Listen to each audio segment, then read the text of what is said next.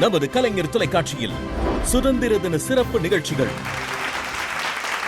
மன நிறைவான வாழ்க்கைக்கு பெரிதும் துணை நிற்பது வீட்டுச் சூழலா, சமூக சூழலா? விதவையினுடைய கண்ணீரை துடைக்க கூடியவன் தான் பக்தியினுடைய உச்சநிலையிலே உயர்ந்த நிலையில் இருக்கிறான்.